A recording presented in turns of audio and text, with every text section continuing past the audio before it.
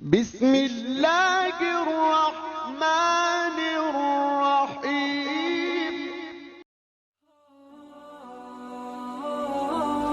السلام عليكم ورحمة الله وبركاته. وعليكم السلام ورحمة الله وبركاته. بسم الله الرحمن الرحيم. الحمد لله رب العالمين، والصلاة والسلام على أشرف الأنبياء والمرسلين سيدنا ومولانا محمد وعلى آله وأصحابه المجاهدين الطاهرين. أما بعد. Saudara-saudara kaum muslimin rahimakumullah, pada pertemuan kali ini kita akan membicarakan riwayat Nabi Adam alaihi salam. Nabi Adam diciptakan oleh Allah dari tanah dan merupakan manusia pertama serta bapa dari seluruh umat manusia. Pada saat Allah hendak menciptakan Nabi Adam, Allah berkata kepada malaikat, "Inni ja'ilun fil ardi khalifah." Aku akan menjadikan seorang khalifah di permukaan bumi. Malaikat dengan nada sedikit protes berkata, "Ataj'alu fiha may yufsidu fiha wa yasfiku ad-dima wa nahnu nusabbihu bihamdik wa nuqaddisu lak." Tuhan, apa perlunya engkau ciptakan seorang khalifah di permukaan bumi? Kelak kalau mereka berkembang biak, kerjanya hanya akan melakukan kerusakan, menumpahkan darah, saling bermusuhan satu sama lain. Sedangkan kami, kata malaikat, sudah cukup bertasbih memuji kebesaranmu. Allah kemudian menjawab, "Inni a'lamu ma la ta'lamun." Aku lebih tahu tentang apa yang kalian semua tidak mengetahuinya. Setelah diciptakan Nabi Adam daripada tanah, ditiupkan roh, maka Allah kemudian mengajarkan kepada Nabi Adam berbagai macam ilmu pengetahuan. Wa 'allama Adam al-asma'a kullaha. Kemudian Allah mengajarkan Nabi Adam nama-nama segala sesuatu. Nama merupakan simbol daripada ilmu pengetahuan. Nabi Adam akan dijadikan khalifah di permukaan bumi. Maka dibekali oleh Allah Subhanahu wa taala al-asma'a kullaha, nama-nama segala sesuatu. Yang dimaksud di sini ialah al-ulumal katsirah, ilmu pengetahuan yang banyak. Malaikat pada mulanya protes. Kami kan sudah cukup bertasbih Tuhan. Kami kan sudah cukup memujimu. Untuk apa lagi membuat manusia sebagai khalifah di permukaan bumi? Seolah-olah malaikat tidak setuju. Allah yang maha tahu rahasia segala sesuatu memberikan vonis, aku lebih tahu tentang apa yang kalian semua tidak tahu. Oleh karena Nabi Adam dipersiapkan untuk menjadi seorang khalifah di permukaan bumi, maka dibekali oleh Allah dengan ilmu pengetahuan. Begitu Nabi Adam dan begitu kita. Karena bukan cuma Nabi Adam, kita pun oleh Allah dijadikan sebagai khalifah-khalifah di permukaan bumi ini. Yang nilai kekhalifahan kita bergantung kepada kondisi kita masing-masing. Ada orang yang menjadi khalifah level internasional, menjadi pemimpin dunia Islam. Ada orang menjadi khalifah level nasional saja. Ada khalifah tingkat kota saja. Ada khalifah tingkat kecamatan. Ada khalifah tingkat RW, RT. Sekurang-kurangnya khalifah untuk tingkat rumah tangga masing-masing. Tanpa membekali diri dengan ilmu pengetahuan, jangan berharap kita akan bisa melaksanakan tugas sebagai khalifah di permukaan bumi ini. Apapun saja Nabi mengajarkan man aradad dunya fa'alaihi bil ilmi wa man aradal akhirata fa'alaihi bil ilmi wa man aradahuma fa'alaihi bil ilmi. Siapa yang menginginkan dunia harus dengan ilmu, yang menginginkan akhirat juga harus dengan ilmu, yang menginginkan dunia akhirat juga harus dengan ilmunya. Tanpa dasar ilmu maka manusia tidak akan bisa menjalankan tugas kekhalifahan.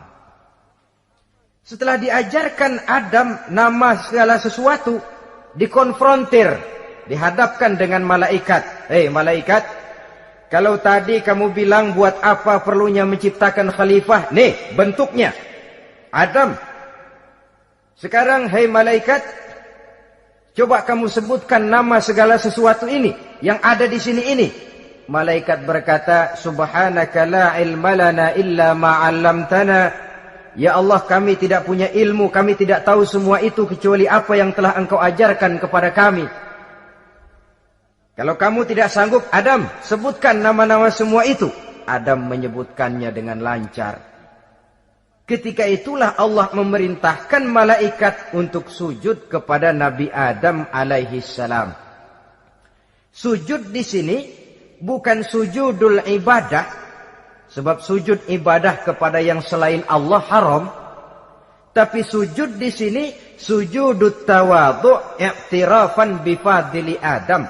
Sujud merendahkan diri sebagai pengakuan terhadap keutamaan dan kelebihan Nabi Adam. Maka orang yang banyak ilmunya lebih utama dari orang yang hanya banyak ibadahnya. Bahkan iblis lebih takut kepada orang alim yang sedang tidur daripada orang goblok yang lagi ibadah. Model ini diceritakan dalam Ihya'nya Imamul Ghazali. Iblis masuk ke masjid mau menggoda orang lagi sholat. Sudah masuk di pojok masjid, dia lihat orang lagi tidur. Ngacir iblis keluar, cepat benar. Pucat mukanya. Ketemu di jalan sama temannya. Kenapa lari, Mas?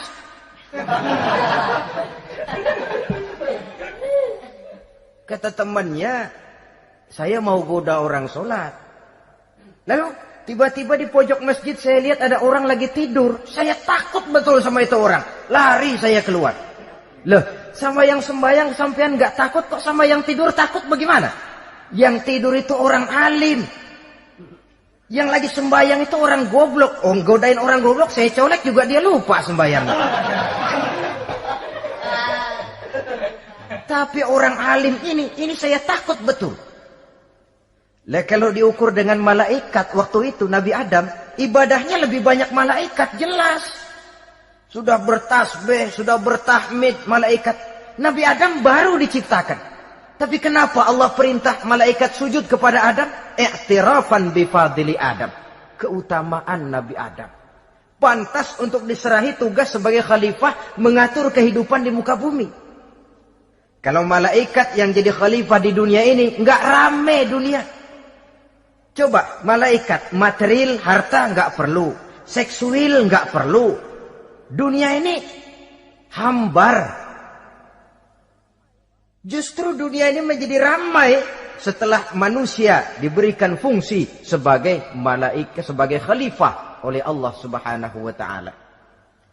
Saudara-saudara kaum muslimin rahimakumullah, setelah nyata kelebihan Nabi Adam, maka Allah perintahkan Nabi Adam tinggal di surga dengan segala kenikmatan yang ada di dalamnya. Tapi lantaran sendirian, kesepian Nabi Adam ini. Allah Maha Tahu, maka diciptakannya pasangannya, yaitu Siti Hawa dari tulang rusuk yang sebelah kiri. Sehingga Nabi pernah pesan begini, Istausu bin nisa fa innahunna khuliqna min dhil'in. Hati-hati kamu ngadepi perempuan. Yang tolong dengar nih yang laki-laki, yang perempuan belaga budak aja dulu lah. Hati-hati kamu ngadepi perempuan. Fa innahunna khuliqna min dhil'in, karena perempuan diciptakan dari tulang rusuk sebelah kiri. Apa watak tulang rusuk? Tulang rusuk itu kan bengkok. Perempuan tuh begitu, didiemin aja bengkok terus, dikerasin patah.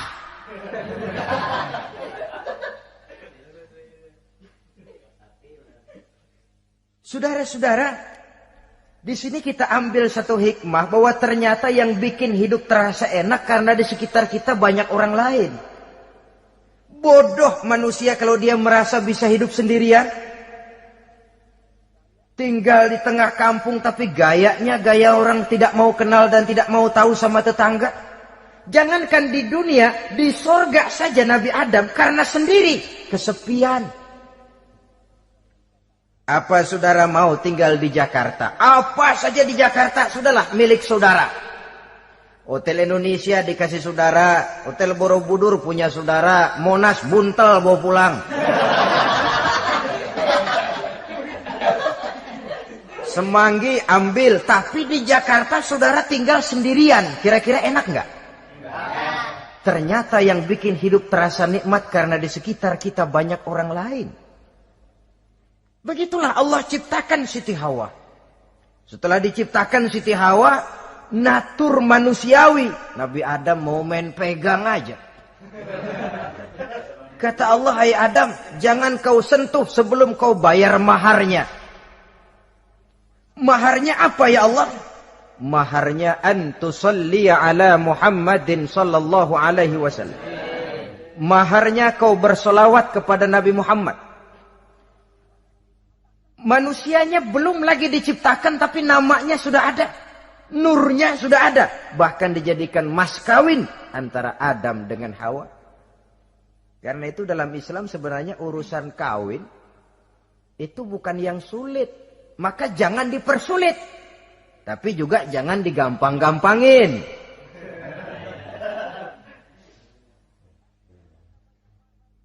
Artinya yang namanya mahar ini, walaupun cuma sebentuk cincin besi kalau orang sangat tidak mampu. Bahkan dengan mengajarkan Fatihah saja sah sudah.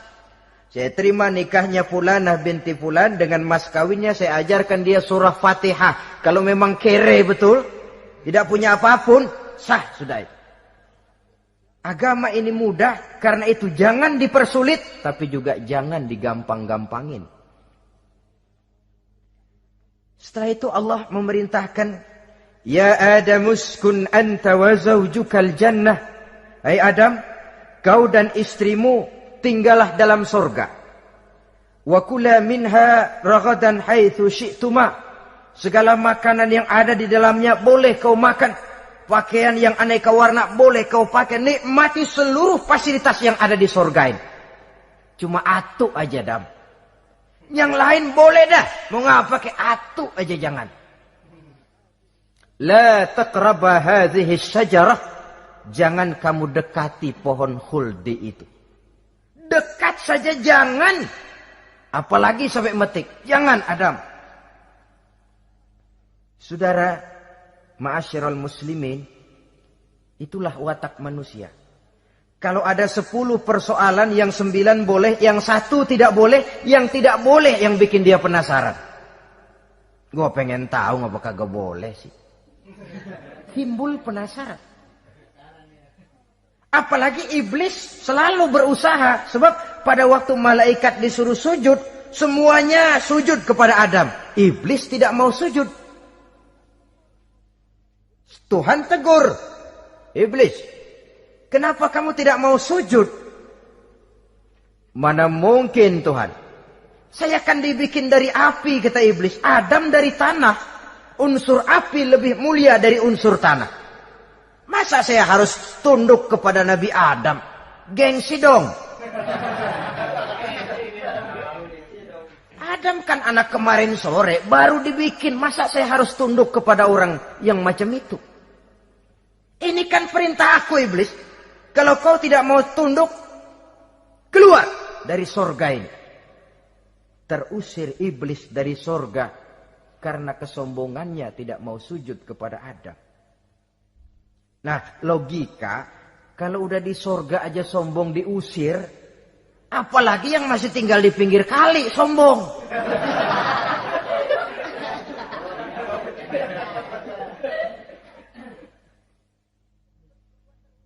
Tapi sejak peristiwa terusirnya itu, iblis bikin proklamasi. Apa proklamasi iblis? Rabbi fanzirni ila yaumi yub'asun. Ya Allah, gara-gara Adam saya diusir dari surga. Saya minta kepadamu ya Allah, beri saya kesempatan sampai hari manusia dibangkitkan. Kata Tuhan, innaka minal munzarin. Oke, silakan. Mau apa iblis? Rabbi bima aghwaytani la uzayyinanna lahum fil ardi wa la ughwiyannahum ajma'in. Ya Tuhan, disebabkan engkau telah menyesatkan aku, akan aku hiasi mereka manusia dengan kejahatan yang ada di muka bumi ini, dan aku akan sesatkan mereka semua. Ini proklamasi iblis. Gara-gara Adam saya terusir dari surga, maka sejak saat ini Adam dan seluruh keturunannya musuh bebuyutan saya. Akan saya lakukan segala macam cara untuk menggelincirkan manusia agar mereka menjadi orang yang engkau murkai ya Allah. Kemudian Allah memberikan jawaban. Dialog ini saudara bisa lihat dalam surah Al-Hijr ayat 40, 41 sampai 44. Kata Allah apa? Inna ibadi laisa laka alaihim sultanun illa man ittaba'aka minal ghawin. Silahkan iblis. Yang lain barangkali bisa kau goda. Kecuali hamba-hambaku yang benar-benar hambaku, engkau tidak akan punya daya mempertipu mereka. Engkau tidak akan punya kemampuan menggelincirkan mereka. Kecuali kalau memang mereka sudah mau ikut pengaruhmu. Sepanjang mereka benar-benar menjadi hambaku, kata Allah. Hamba Allah yang sebenarnya, mereka di luar kekuasaanmu iblis. Tapi kalau mereka sudah turun menjadi hamba harta, hamba dunia, hamba pangkat, budak jabatan, mereka itu yang bisa kau gelincirkan. Selama mereka masih tetap sebagai hambaku, kata Allah, mereka di luar jangkauan kekuatan dan kekuasaanmu iblis. Nah, sejak saat itu kan iblis selalu nyari jalan, nyari lantaran bagaimana Adam nih supaya dia tergelincir. Gara-gara dia saya diusir dari surga. Nguping terus iblis. Sampai akhirnya dia dapat berita tentang dilarangnya Nabi Adam mendekati pohon khuldi itu. Satu hari dengan muka sedih. Ya, iblis itu the best actor. Aktor ulung dia. Dengan roman muka sedih, dia datang kepada Nabi Adam dan Siti Hawa. Kata Nabi Adam, iblis, ente kok tampangnya demek amat sih?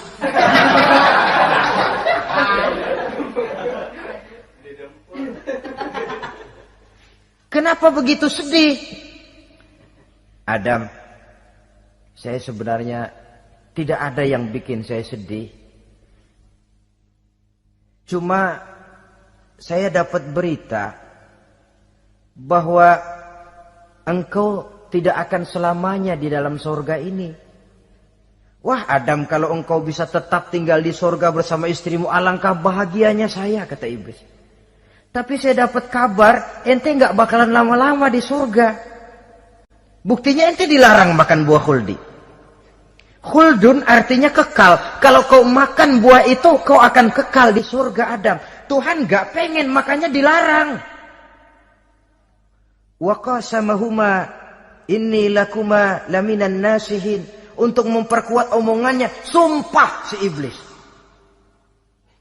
Bener Dam, saya sih ngomong cuma buat kepentingan ente. Saya sayang sama ente. Yang tahu cuma saya dah. Bicaranya seolah-olah untuk kepentingan Nabi Adam. Sebenarnya tujuannya tidak lebih menjerumuskan Nabi Adam. Begitu iblis zaman dulu, zaman Adam. Dan begitu iblis zaman sekarang. Seolah-olah bicaranya untuk kepentingan umat Islam. Tapi sebenarnya tujuannya ngelecehin. memperdayakan umat Islam. Dia bilang kepada Adam, saya sih cuma ngasih saran Adam, kalau ente pengen selamanya di surga, petik aja tuh buah. Pokoknya beres dah. Itu si Tuhan ngelarang aja bohongin doang lo. Supaya kau dan istrimu tidak lama-lama di surga, maka dilarangnya kau memakan buah khuldi itu. Udah, embat aja. Saudara-saudara, tipu daya iblis ini bisa kita baca dalam surah Al-A'raf ayat 20 sampai ayat 22. Nabi Adam tergoda, ditambah oleh bujuk rayu Siti Hawa. Nabi Adam yang setengah hati itu akhirnya terpancing betul. Sebab itu perempuan, walaupun peranannya tidak begitu kelihatan, tapi memang sangat menentukan. Tidak ada seorang suami bisa sukses jadi apapun dia tanpa peran serta istrinya. Karena itu sebagai muslim, kita punya teman hidup dan kita punya lawan hidup. Siapa teman hidup kita? Dalam arti sempit, teman hidup kita istri. Kalau dia istri tentu suami yang taat kepada Allah dan Rasulnya. Dalam arti luas, teman hidup kita ialah setiap muslim. Setiap orang yang pandangan hidupnya sama dengan kita. Itu teman hidup. Lalu lawan hidup kita siapa? Lawan hidup kita secara mutlak iblis dalam segala bentuknya. Iblis yang berbentuk halus, ini ngusirnya rada lebih gampang. Konon ya, iblis setan itu kalau dengar orang azan kan lari. Takut dia, dibacakan bismillah, minggir. Yang sulit diusir ini iblis yang berbentuk manusia. Diazanin nyengir.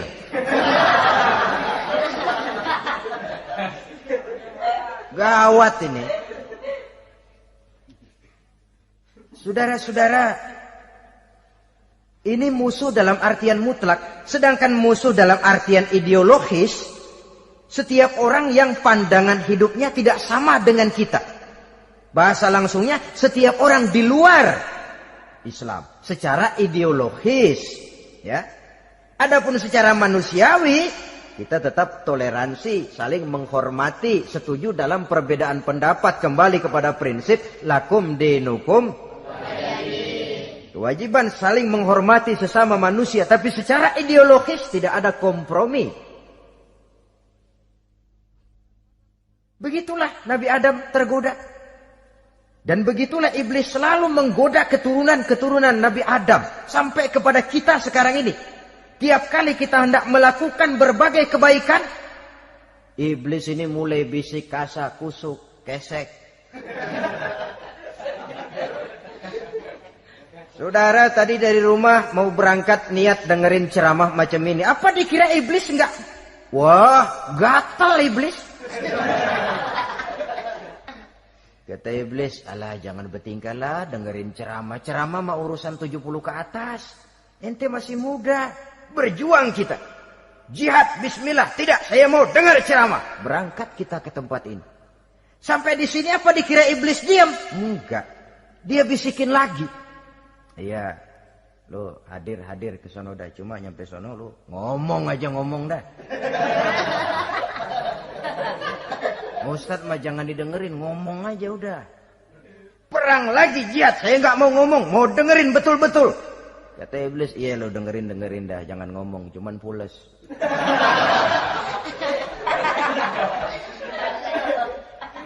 Segala macam cara dilakukan oleh iblis untuk menggelincirkan manusia.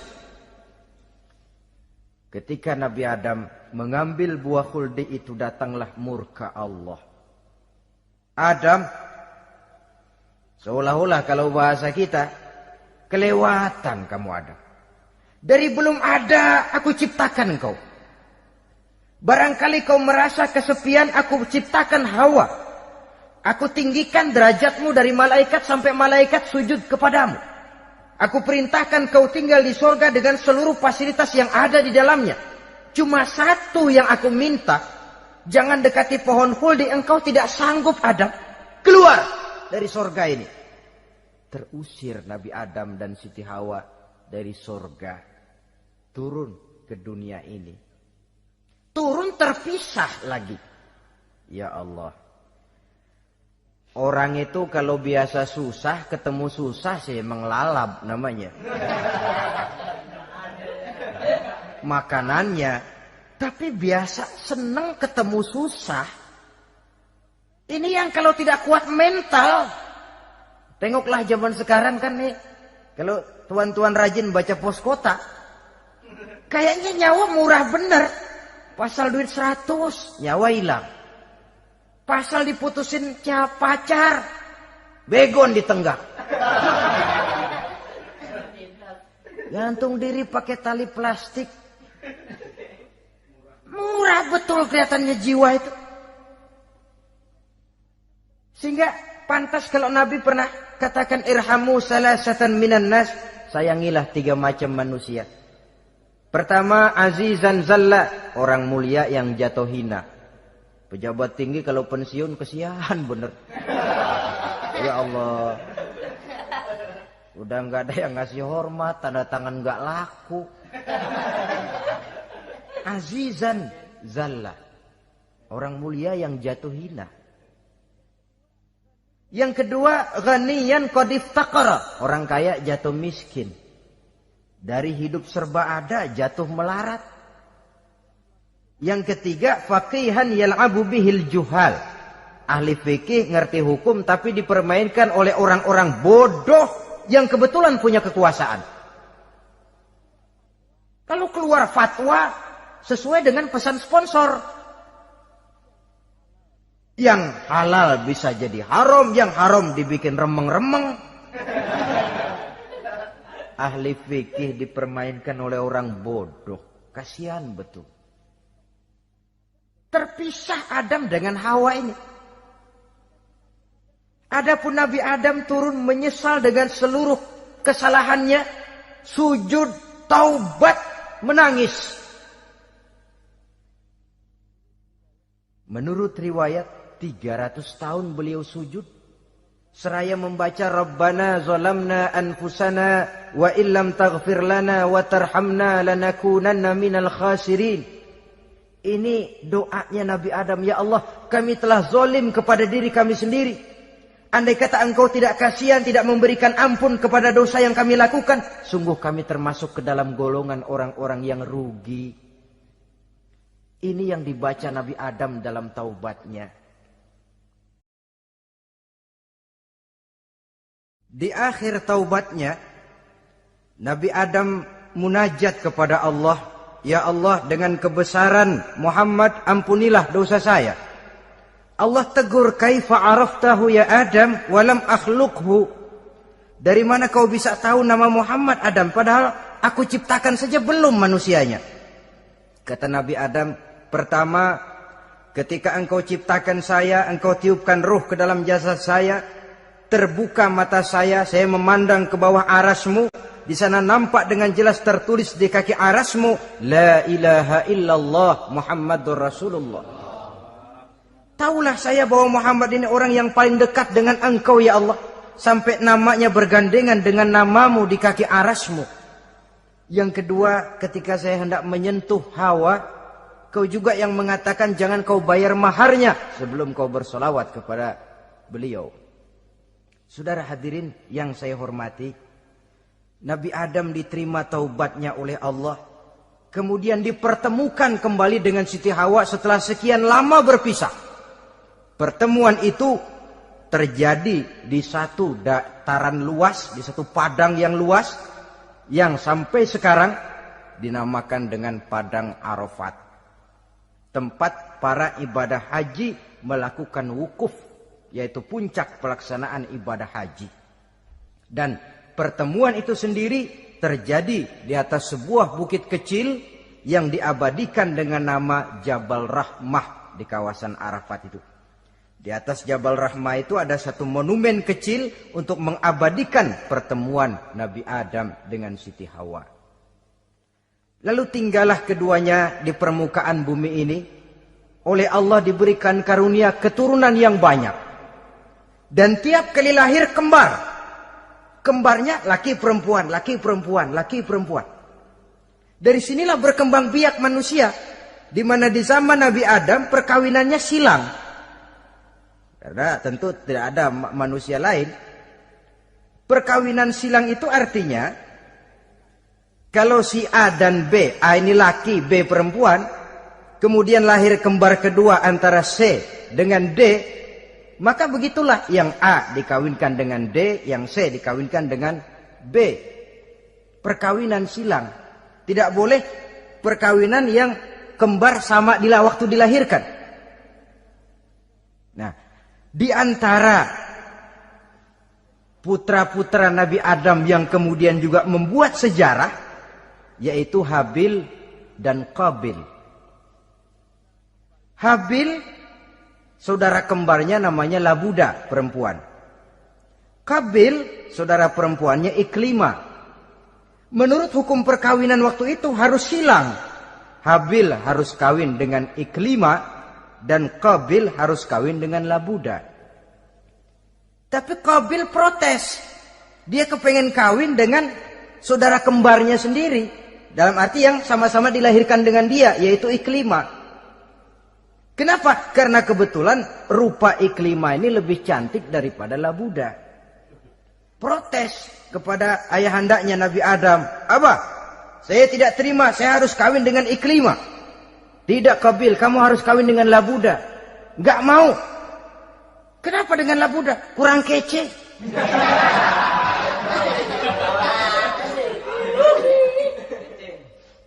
Bertengkar, Nabi Adam tidak berhasil menyelesaikan, lalu diserahkan saja kepada Allah. Kata Allah begini saja, bikin korban, kamu berdua, Habil, Qabil. Siapa yang korbannya aku terima, dia boleh kawin sama Iklimah. Ternyata korban yang diterima adalah korbannya Habil. Jadilah Habil kawin dengan Iklimah, tapi Qabil tidak puas. Dendam kesumatnya timbul, iblis ngilikin. Kresek. Akhirnya dibunuh saudaranya Habil ini. Inilah sejarah pembunuhan pertama dalam kehidupan manusia. Qabil membunuh Habil. Habis dibunuh bingung. Bagaimana naroknya ini mayat?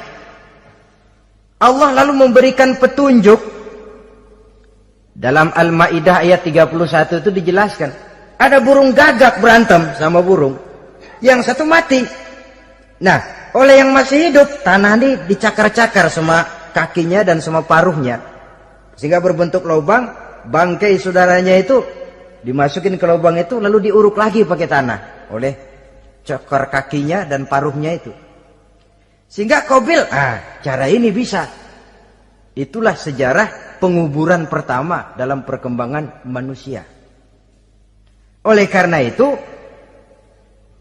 Nabi memberikan penjelasan, man sanna sunnatan hasanatan falahu ajruha wa ajru man amila biha wa fi riwayatin wa ajru man tabi'aha.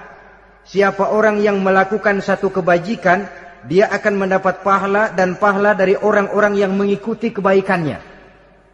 Misalnya saudara membentuk pengajian. Ramai pengajian saudara. 1000 orang yang datang ngaji, 1000 orang saudara dapat pahala. Sponsor kebaikan.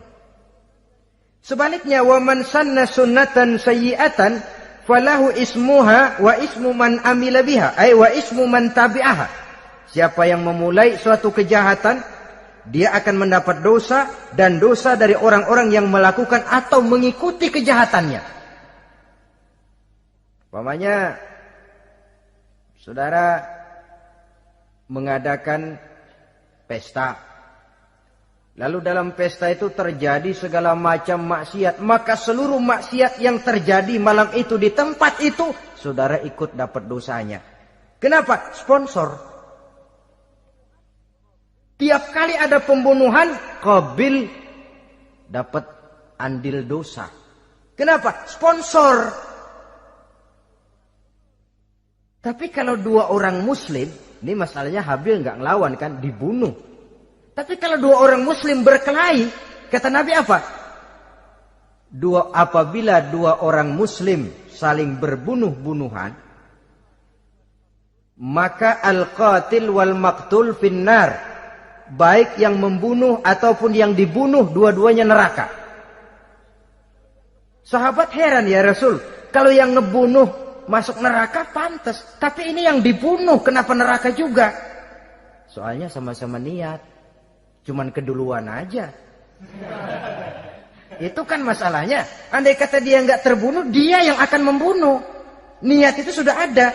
Nah, kalau Habil ini dia tidak punya niat membunuh, dia memang dibunuh oleh Qabil. Saudara-saudara kaum muslimin rahimakumullah. Lalu dari situlah berkembang biak keturunan Nabi Adam alaihi salam. Sehingga dengan demikian bisa kita katakan sebagai satu konklusi, pertama, bahwa manusia adalah makhluk Allah yang menempati kedudukan tertinggi dan berasal dari Nabi Adam sebagai manusia pertama. Dengan malaikat sekalipun, manusia sebenarnya lebih tinggi. Kapan? Kalau dia tetap benar-benar sebagai hamba Allah yang membekali diri dengan ilmu pengetahuan. Laqad khalaqnal insana fi ahsani taqwim. Kami ciptakan manusia dalam bentuk yang paling baik. Dan ketinggian manusia itu tidak ditentukan oleh bahan-bahan dari mana manusia diciptakan, tapi ditentukan oleh adanya roh yang ditiupkan ke dalam jasadnya dan kemampuan yang ditimbulkan oleh nilai-nilai rohaniah tadi. Kalau secara biologis kita ini semua bahannya sama. Dari saripati mak tanah yang menghasilkan buah yang dimakan oleh mak bapak kita, membentuk hormon, menghasilkan sperma, terjadi kerjasama yang baik antara ibu dan bapak, sehingga kemudian melahirkan kita ke alam dunia ini. Secara biologis bahan kita sama. Dan tidak itu yang menentukan ketinggian manusia. Walaupun keturunan juga mempengaruhi. Sebab sekarang ada istilah ramai orang bicara bayi tabung. Dan majelis ulama sudah memberikan fatwa kalau spermanya itu berasal dari sang bapak, tidak jadi masalah. Tapi kalau dari orang lain, haram. Yang lebih celaka lagi di negara maju, tidak lewat proses alam rahim.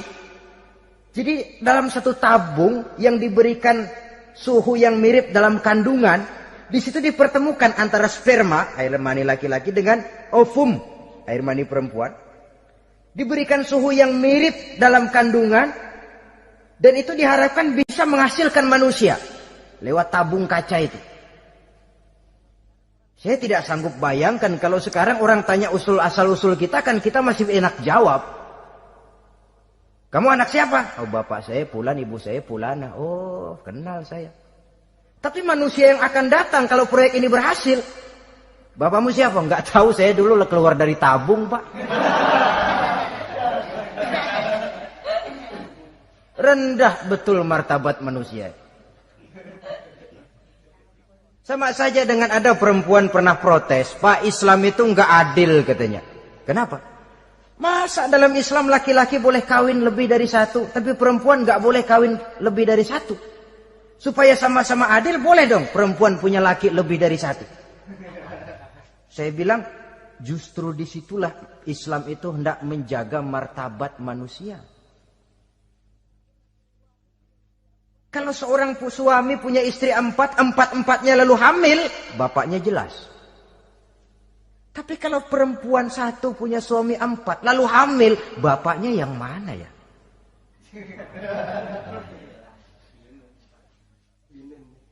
Rendah martabat manusia. Ketika si bayi lahir, ibunya lihat, ini jidatnya kayak si A ini. Sudah, ini anakmu saja nih, jidatnya jidat kamu. Kata, antar dulu jidat saya, tapi kuping B ini nggak mau saya. Terkatung-katung si anak tanpa tahu kemana dia mesti manggil bapak. Ibu daftarin anak ke sekolah, Pak Guru tanya lagi, ini bin siapa, Bu? Bingung lah, udah tulis Bu, bin rame-rame.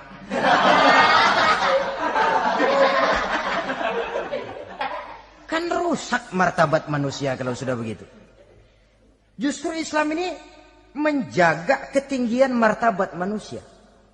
Jadi manusia itu fi ahsani taqwim. Kapan? Kalau dia bisa menjaga kehambaannya di hadapan Allah dengan melaksanakan fungsi sebagai khalifah di permukaan bumi. Tapi bila dia sudah tidak lagi menjadi hamba Allah, tidak lagi berfungsi sebagai khalifah, dia sudah masuk summa radadnahu asfala safilin. Kami kembalikan ke tempat yang paling rendah, lebih rendah dari binatang sekalipun. Kalau dia tetap menjaga posisinya lebih tinggi dari malaikat, malaikat saja sujud kepada Nabi Adam, apalagi kepada makhluk-makhluk yang lain manusia ini. Tapi kalau dia tidak pandai, lebih rendah daripada binatang. Inilah uniknya makhluk bernama manusia. Dengan posisinya dia bisa menjadi lebih tinggi dari malaikat, tapi juga dia bisa meluncur lebih rendah daripada binatang. Untuk menjaga itulah diperlukan agama dalam kehidupan kita sekarang ini. Bukan cuma sebagai lipstick, tapi sebagai pedoman, sebagai way of life yang akan mewarnai cara kita berpikir, state of mind, rule of thinking, cara kita memandang kehidupan ini diwarnai oleh nilai-nilai agama. Dengan demikian, maka manusia bukan keturunan kera.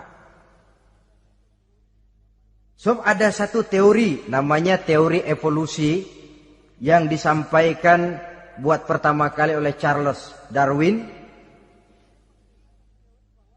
Dia mengemukakan teori bahwa perkembangan kehidupan sesungguhnya di dunia ini menunjukkan mata rantai yang utama melalui apa yang dia namakan seleksi alamiah.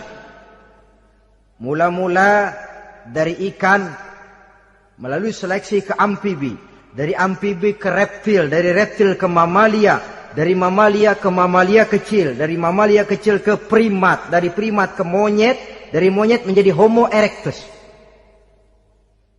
Ini teori Darwin. Tapi dia tidak jelas-jelas mengatakan bahwa manusia keturunan monyet, hanya seketurunan. Seketurunan kan tidak berarti keturunan. Begini saja. Toyota Kijang sama Toyota Corolla itu seketurunan. Tapi Corolla dengan Kijang kan lain. Cuma seketurunan. Dalam arti sumbernya sama.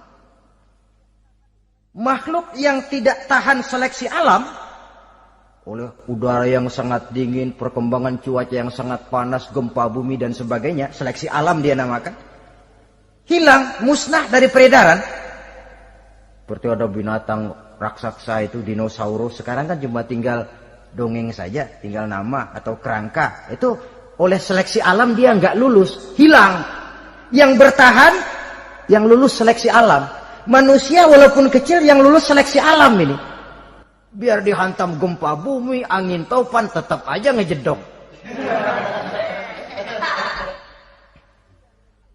Nah, teori Darwin ini, teori evolusi ini didukung dan dibuktikan oleh peninggalan fosil atau binatang dan tumbuhan yang hidup dan mati selama perkembangannya. Dari bentuk organik pertama hingga pendahulu terdekat daripada manusia. Tapi ada satu kelemahan dari pokok daripada teori evolusi ini. Pertama, garis perkembangan dari Homo erectus, yakni manusia jalan tegak, semacam gorilawi itu, sampai kepada manusia mutaakhir masih belum menentu. Artinya, okelah, kalau manusia seketurunan dengan kera, batas antara manusia yang wujud sekarang dengan manusia purba itu apa? Yang menjadi penghubung. Monyet tidak mungkin. Ini dianggap mata rantai yang hilang, missing link namanya dalam istilah ilmiahnya. Dan ini masih dicari sampai sekarang. Kalau pendahulu terdekat manusia mutaakhir ini manusia purba, katakan Homo erectus, manusia jalan tegak. Lalu generasi sudah itu sebelum berbentuk manusia apa? Ternyata sampai sekarang masih ada missing link, mata rantai yang hilang. Lalu yang kedua, teori evolusi berhenti kepada manusia mutaakhir. Kalau memang kita manusia sekarang ini hasil evolusi, tentu kita akan terus berevolusi lagi. Dan akan jadi apa kita nanti? Ternyata sudah ribuan tahun manusia tetap manusia begini-begini aja. Tidak berevolusi kita ini. Apa lalu matanya jadi cuma satu di tengah? Hasil evolusi? Kan tidak. Tidak berevolusi. Jadi kembali kepada Quran, manusia pertama adalah Nabi Adam. Dan manusia-manusia berikutnya keturunan daripada Nabi Adam. Dan bukan hasil evolusi daripada monyet. Juga tidak akan berevolusi kemana-mana. Kalau demikian benarkah teori evolusi? Untuk mengatakan mutlak benar bukan wewenang kita.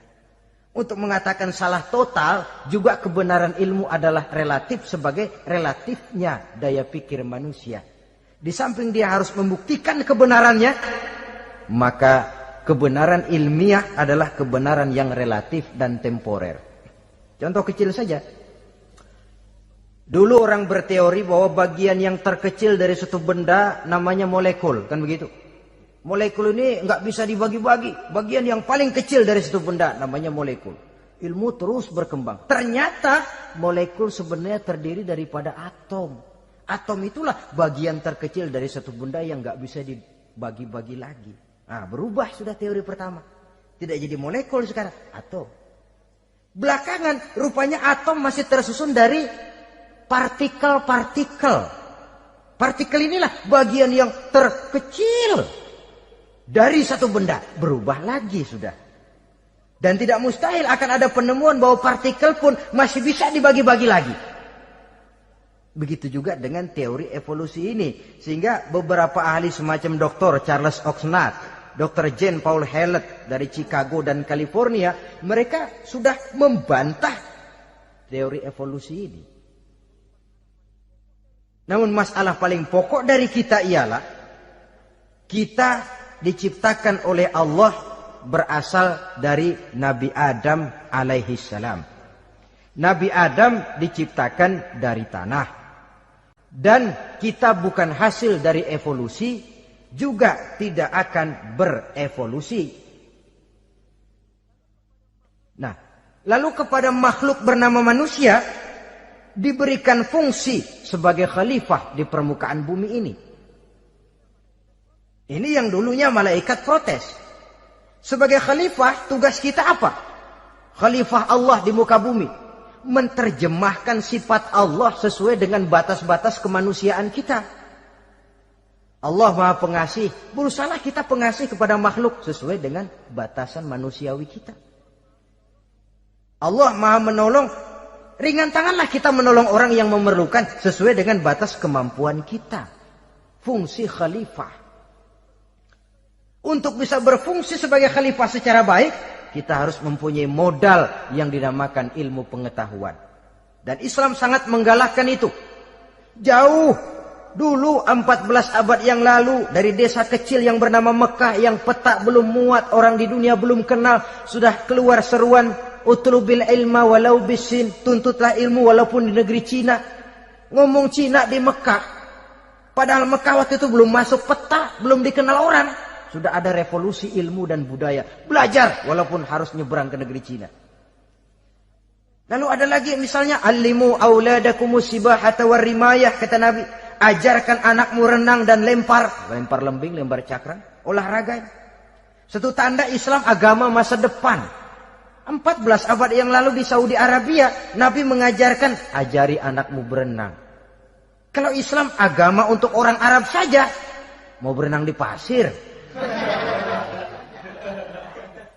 Tapi wawasan pandangannya luas. Bahwa Arab sebagian besar memang Islam, betul. Tapi Islam bukannya Arab, itu juga jelas. Sepanjang kita masih menjadi khalifah Allah, maka sepanjang itu kita fi ahsani taqwim. Nah, sebagai khalifah Allah kita bertugas membudidayakan alam ini. Kita kadang-kadang terlalu. Ada ayat, wa ma min dabatin fil ardi illa 'alallahi rizquha. Semua yang melata di muka bumi dijamin rezekinya oleh Allah. Ayat itu betul. hak karena datang dari Allah. Bahwa rezeki disediakan di muka bumi, memang. Tapi rezeki itu tidak turun begitu saja laksana jatuhnya embun di waktu pagi. Kita harus berusaha. Dan usaha manusia mencari rezeki lain dengan ayam. Kalau ayam dari tahun atu. Nyari rezekinya tuh modalnya cuma ceker patok. Coba. Dari tahun 1 ayam, asal punya ceker, punya patok, sudah dapat rezeki dia. Nggak perlu masuk TK, SD, SMP. Tapi manusia cari rezeki, apalagi zaman sekarang. Persaingan hidup tajam, lapangan kerja sulit, tensi ekonomi tinggi. Masuk sekolah urusan, tamat sekolah urusan. Kadang-kadang dilema juga. Masuk perguruan tinggi negeri sulitnya setengah mati kayak onta masuk ke lubang jarum. Masuk perguruan tinggi swasta yang favorit biayanya selangit. Artinya tanpa membekali diri dengan ilmu, keahlian, skill, kemampuan, fungsi sebagai khalifah sulit untuk bisa kita laksanakan. Saudara-saudara kaum muslimin yang berbahagia. Kalau fungsi khalifah ini mampu kita laksanakan, iblis putus asa sudah. Sebagai khalifah, di satu pihak kita menyembah hanya kepada Allah, di lain pihak kita membudidayakan alam ini. Ada apa sih di perut bumi? Minyak, gas, timah, emas. Ada apa sih di lautan? Pelajari lewat oceanografi, membudidayakan alam. Air sungai supaya arusnya nggak mengalir mubazir. Ada manfaatnya, bisa menimbulkan energi yang menghasilkan tenaga listrik. Bisa mengairi persawahan, irigasi. Bikin apa? Bikin dam, membudidayakan alam. Tapi juga mengislamkan budidaya itu. Bahasanya mengkulturkan natur, mengislamkan kultur. Membudidayakan alam dan mengislamkan budi dan budaya manusia ini. Sehingga apapun yang kita kelola dari alam ini nantinya akan untuk menunjang tugas sebagai khalifah, sujud kepada Qadhi Rabbul Jalil. Saudara-saudara, maka bersyukur kita. Oleh Allah dijadikan manusia. Tidak pesan, terima beres, cantik. Dari segi biologis maupun psikologis, tidak ada makhluk secantik manusia. Dibekali dengan agama, di samping akal. Sehingga agama membimbing akal agar sampai kepada kebenaran yang hakiki. Kita sebagai keturunan Nabi Adam memegang fungsi khalifah. Jadi jangan main-main loh. Kita ini turunan Nabi, betul ini. Saudara-saudara yang hadir semua di depan saya ini, termasuk saya, kita ini turunan Nabi kita ini. Nabi Adam. Jangan main-main loh. Turunan Nabi gini-gini. Nabi Adam.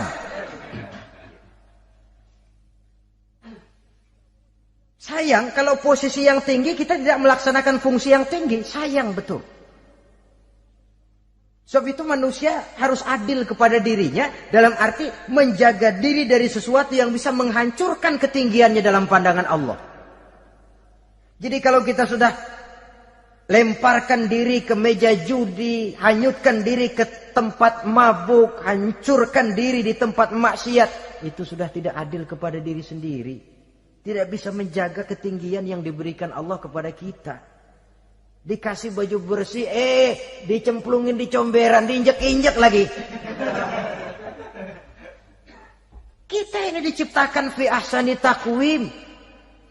Masa mau turun berbuat seperti binatang, itu makhluk rendah?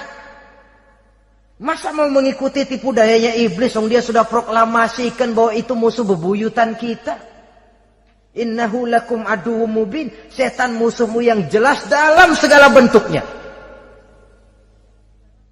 Saudara-saudara, nah, untuk berfungsi sebagai khalifah ini sekali lagi, bekali diri dengan ilmu pengetahuan. Dan ilmu itu di zaman kita sekarang tentu kalau Nabi Adam diajari langsung oleh Allah, wa 'allama Adam al-asma'a kullaha.